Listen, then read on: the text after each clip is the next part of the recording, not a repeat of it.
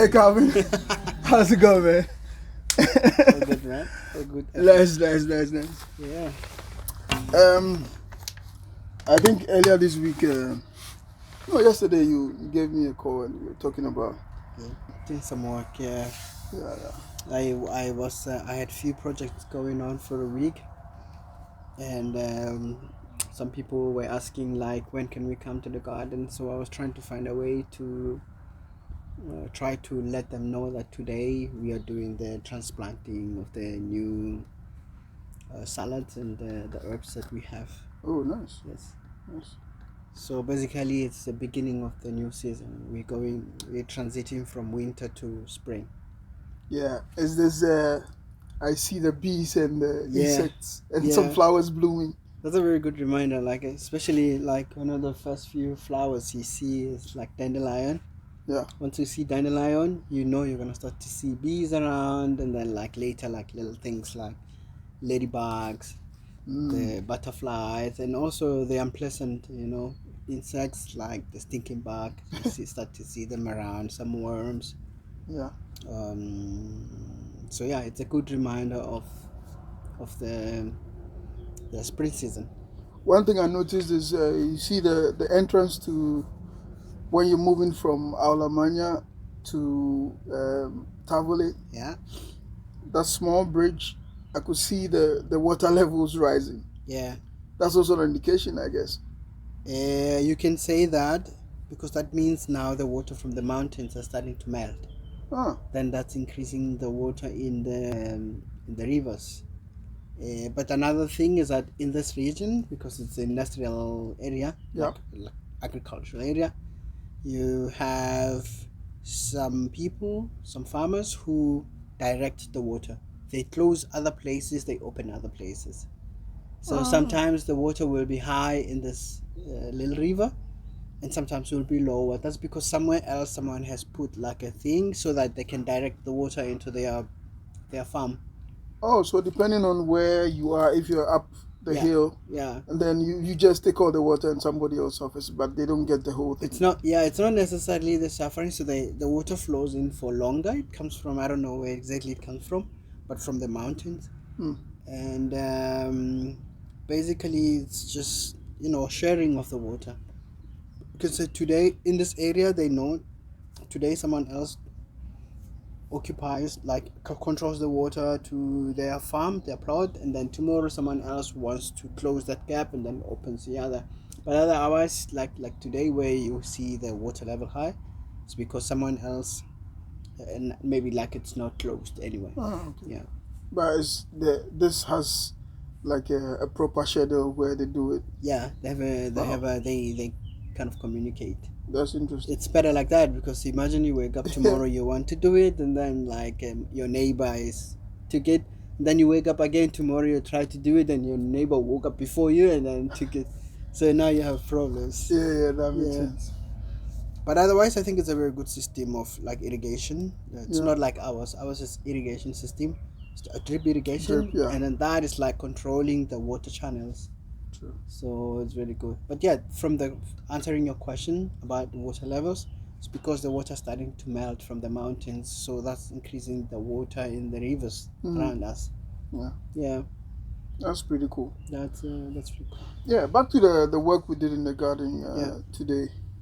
Um, I saw some lettuce and I think rockets, rockets, cabbage as well. a little bit of cabbage, Cabbage, yes, yeah, and then we and have coriander, no, we have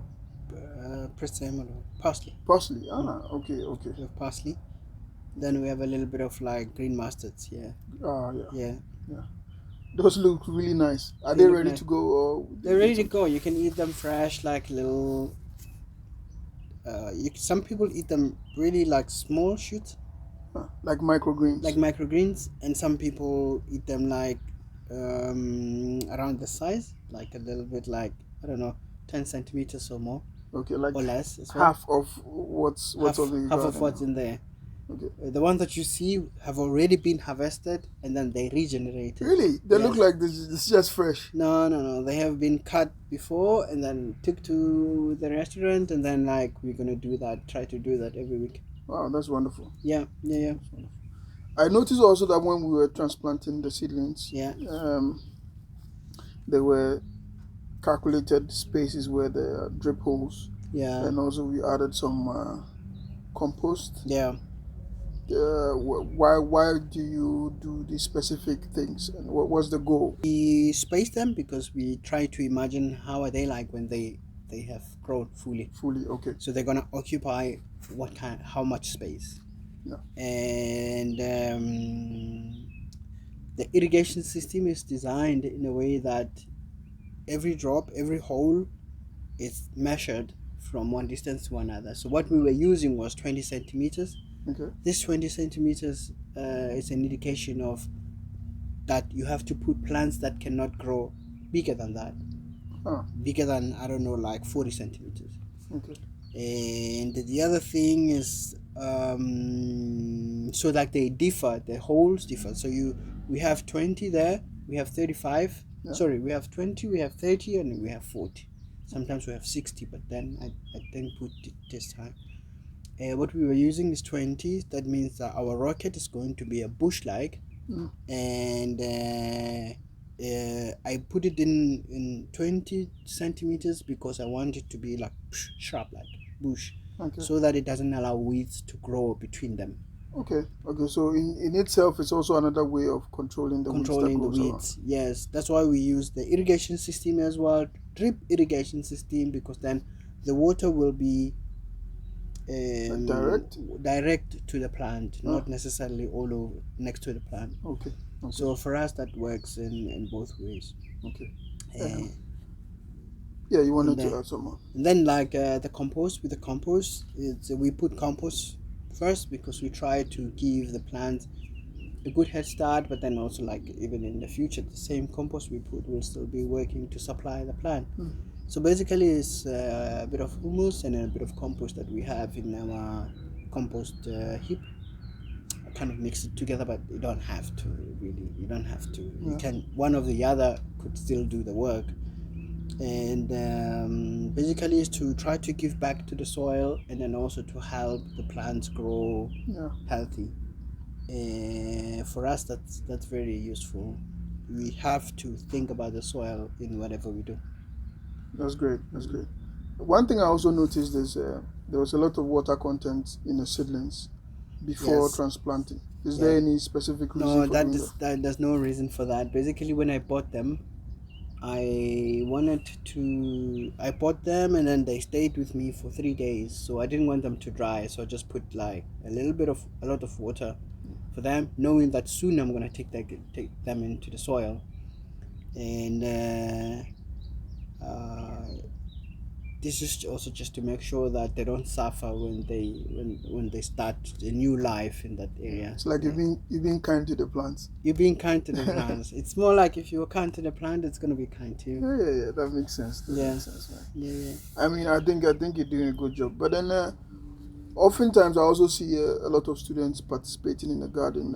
Well, what do you intend to impart to the students who have engaged in these activities in the garden? See, so because we are an institution of learning, Yeah. so we try to integrate things that we learn from the class and things that we can learn in practice. Yeah. The garden was designed to bridge that gap, no? To try to find a way to, integrate things that we learn during our agroecology course and other courses that we have in the university, in put them into practice, no? Like students get an opportunity to still come to the garden, to participate, to learn new things, to help garden, which will then produce food that they're going to eat in Mensa. And then also still, like, even if they wanted to take one salad home, they can have salad because they already worked it as well. Mm. So it's an exchange that we have with the students. First is the learning process. Yeah. We have to make sure that we understand a whole cycle of learning, that is not just theory, but then even in practice we try to give it that. I have to say it's not a perfect system yet, but it's one step closer to the idea of integrated learning. Oh, Yeah. that's amazing. I mean, it's almost like saying we're practicing what we preach, kind of. Practicing what we preach, kind of like, because you can say a lot of things, but if you're not practicing what you say, then like what example are you to the people that you're trying to reach out? Yeah, You know? that's great. Yeah. Now that the sun is up, all I think about is the last time we harvested some apples in the garden. Yeah. I can't wait for that time to come again. Yeah. That was beautiful because it's I always say, like when we started this conversation, that having spent time here for now 1 year and almost 2 years now, you start to see seasons like fully, like Mm, what happens at what time. Then yeah, like, and now when you harvest apples, you know that you are in autumn. Then like that soon it's gonna get cold, and it starts to get cold, and then everything, that's you enjoy the winter. And then it start to, because winter is winter, yeah, start to get warm. Like now you see the sun, and then you see a little bit of blooming of the flowers. yeah. You know that now again the season is changing. Soon you're gonna see a lot of flowers on the trees, on our orchards. It's gonna be another reminder that summer is coming. Nice. Yeah. It's like nature giving you cues and hints Yeah, as to what's going to happen next. It's it's, beautiful. it's like a natural clock. It's like Yeah, a natural clock. You know that when you see this, what's gonna happen. It's like the same thing in the morning when you see that start. It was dark, and now it start to get a little bit lighter. yeah, Like early morning, you realize that sun is about to come out. Same thing before the sunset. It's got start to get a little bit darker, and then you know that sun is about. yeah. You don't necessarily have to look at time to know that it's about Exactly. to get dark. You observe around you, and you realize that. And having spent time in the garden, especially because we are in the University of Gastronomic Sciences and Food Cultures, that you start to think about like how to use your senses to observe your surrounding. Mm, Like the garden was mainly designed to promote that. When you enter the garden, what do you see? What time of the year is it? What can you touch? What can you feel? What can you smell? What can you feel as well? Psychologically, how does it affect you?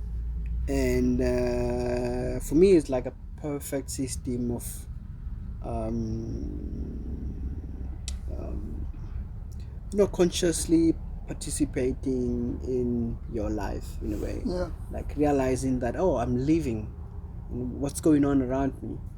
And we were talking about that with a friend of mine, about like how not having a cell phone with you help you observe better around you, and when you have it, you can't necessarily yeah. you don't know what's going on. You can arrive at home, you can move from here and go to your house, and not know what you saw, because I don't know, maybe you were Yeah, watching so immersed in the Instagram. phone. And Yeah. yeah, But if you don't have the phone, you will realize that, oh, there was that, I saw a rabbit, I saw a bird, I saw plants, I saw this and that. And for me, that's a very interesting, process of living. that's beautiful. And I think on the basis of that, every student should make it a point to at least spend some time, even if they're not going to get actively involved, at least to just have a feel of how Yeah. the garden looks like. Yeah. I try to invite students to do that. It doesn't have to be this garden, because sometimes you don't have time to come to this garden. But like, if you know that there's a garden next to you, next to your house, it's very fulfilling to visit the garden, to see, to interact, to Yeah, talk with the people that are working the garden, to try to, I don't know, like learn something from them, and also like in turn they learn something from you. I like also that we are an international community. Whenever you're talking to someone, whenever I'm in this garden, whenever I'm talking to someone, I realize that there's so much to learn about how we do gardens, because like people come from different backgrounds, yeah, different climates, different countries, cultures, traditions, languages, languages of use in terms of gardening as well. That's what I mean. And people are always willing to share that, to say, yeah, oh, you do it like this at home, you do it like this. Then you can always think about like what's the best way to do it. Mm. Yeah, what's the best way to do it, and then maybe like you can see if you can adopt it as a method of doing going Yeah. forward. It's Yeah, even pointing to the fact of even incorporating a bit of diversity in the methods yeah, itself. yeah, yeah, Yeah, yeah, based on the cultures and the yeah, different ways of doing things. yeah, yeah, yeah. It tells you that something that I always talk about is like when we talk about issues of sustainability in itself, like we shouldn't just like how do you say, generalize the whole concept to anyone, to everyone. Yeah. Because sustainability in Europe is not the same as sustainability in Africa or in South Africa. Sustainability, the question of sustainability in Northern Africa is not the same as Southern Africa. How people practice it there is completely different. We understand, we should make it a point to understand what does it mean to sustain the natural resources that we have, but then also we should try to not assume that they are the same everywhere. Yeah. Yeah. And then I've seen this kind of mistakes where someone goes to visit someone somewhere else, and when they get there they complain about like how they eat what they eat, but then also like not understanding that what they eat is what's available according to the climate of that area and what they can produce. Sometimes of course some of the eating habit are enforced by other thing, especially if you think about the complexity of the food industry. But then in most cases, when you talk about traditional food, people eat what the earth offers. Yeah. Yeah, Yeah. and then how those people take care of the earth, it's exactly what they're going to get. Yeah. So it's a The very plants are in turn going to take care of them just take the way care they of take care of them. them. Yeah. And then you cannot judge that. You cannot go to East Africa and complain about how people eat Ugali. ugali. Yeah. It's what they have. They have to eat that. You can't say, oh no, ugali consumes a lot of water. Maybe they do have a lot of water, but then of course, like we can try to find different ways of minimizing our impacts to the soil, but then not necessarily impose our ideology based on where we come from or what we understand from Yeah. where we come from, but rather like how can we make our impact to the environment a little bit more better. That's very deep. Yes. This has been a very interesting discussion, man. Thank you so Nice. much for spending your Nice. afternoon with me, man. Thank you, Thank you man. so Thank much. you. I really appreciate that.